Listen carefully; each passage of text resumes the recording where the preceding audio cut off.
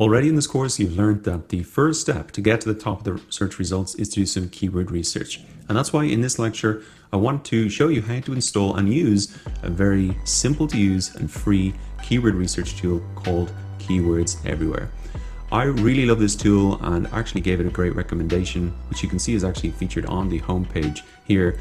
I've no other association with this tool other than that I like it, but I really like it because it's free, it's easy to use, and you don't require any credit card sign up or any stuff like that, which actually you do need to do for other tools like the Google Keyword Planner, which used to be the best default tool to use keyword research. But unless you're willing to put a credit card behind it, it's not that helpful, and it actually restricts a lot of data unless you're spending money on AdWords. So that's why I really recommend this Keywords Everywhere tool. Now, before I show you how to install it, although that is a fairly straightforward process, I just want to show you how I use it and some of the benefits that I really see of it. So I've already got the tool installed because I want to show it to you first. So let's say I come into Google, I might have an e-commerce store selling microphones and I want to do some keyword research.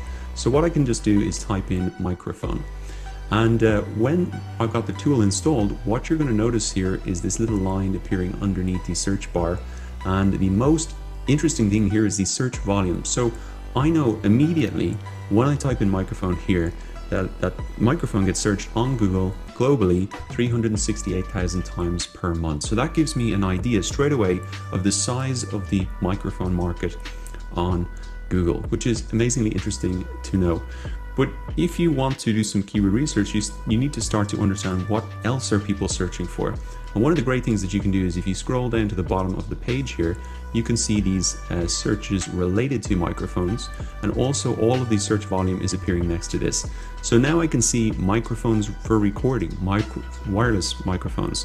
What is a condenser microphone? Microphones for computers, types of microphones. So all of these keywords are pages on my website that I could create blog posts or just have specific sections on my website dedicated to microphones for recording, etc., dynamic microphones. And actually, you'll have a much better chance of getting to the top of the search results for these longer keyword phrases than just an individual term like microphone. You can do this process for literally anything. Say drones, I can come down here, I can see that gets out 1.5 million searches per month. So very popular, maybe more popular than we can see microphones.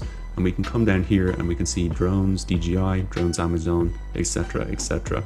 So the cool thing about this is if you see keywords that you like as you're going through your day and just searching on Google as you normally do, what you can start to do is build up a list of keywords. And that's really the first step in your keyword research, just building up a list. And they have this really cool feature here that you can just click this little star and it's going to add that keyword to your list. So I'm going to add this one in drones here.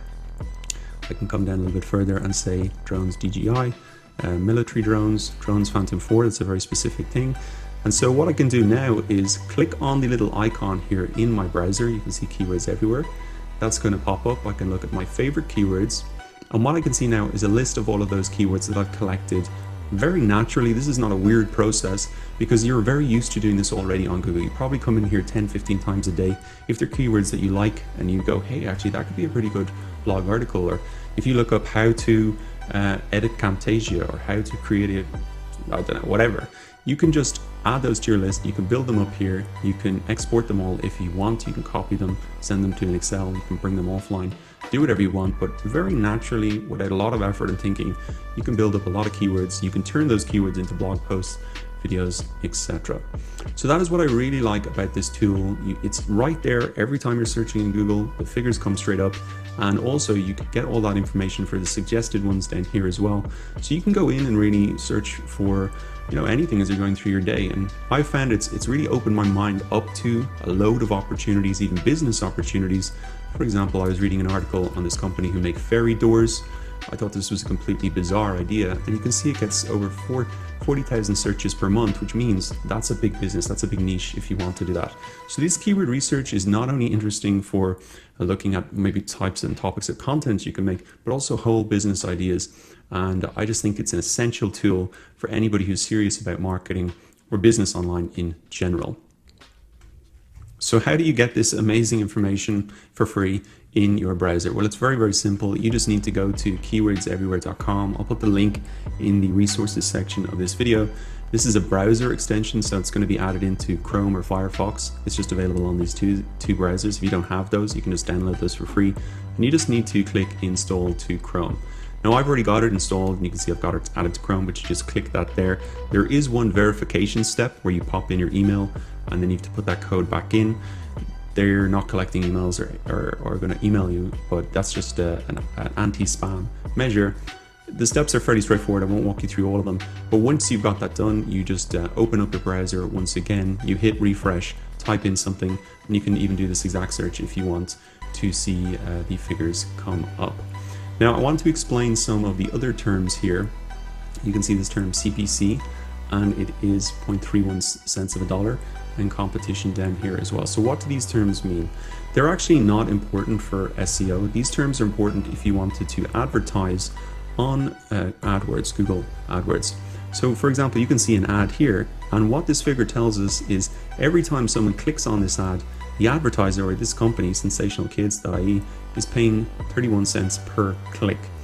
The competition is 1, which means the competition is low, so there's probably not a lot of people advertising for this term, which could be a good opportunity. If there's not a lot of people advertising, you want to get in on this, then you can go ahead and do that. But what is interesting about this CPC is if you see something like, let's say, digital marketing course, we can see the cost per click is $5.83. So I know that these companies here are paying roughly that per every single click. Now what that does tell me, and what is interesting from an SEO perspective, where we're trying to get to the top of the search results for free, is that traffic is extremely valuable. If advertisers are willing to pay $5.83 for a click, if I can get to the top of the search results here and get all that traffic for free, then there's a high chance that this traffic is going to convert to a sale. For example, if I type in something like SEO tutorial, here's another example, we can see that the cost per click drops a lot. So maybe that traffic is not as valuable as if it was, say, even SEO course. Let's try that one, SEO course. So 183 versus 673. And the reason is because people searching for a tutorial aren't as serious as people who search for an SEO course. A course is something you enroll and pay for. Tutorials are generally not things that you pay for. So you'll notice not only the search volume going up and down, but also this cost per click. And the key takeaway, and what you need to understand about this metric, is that just helps to indicate the value of the traffic and how valuable this top spot on Google is. Now, obviously, it's going to be more competitive to get to the top spot, but you can still add in these keywords. If you see a really big cost per click, you're like, well, that's an interesting keyword. You can just add that to your list and build up your list. So I hope you find that tool pretty interesting. I love using it. I have it installed every single day. It's just open there as I'm going through my searches.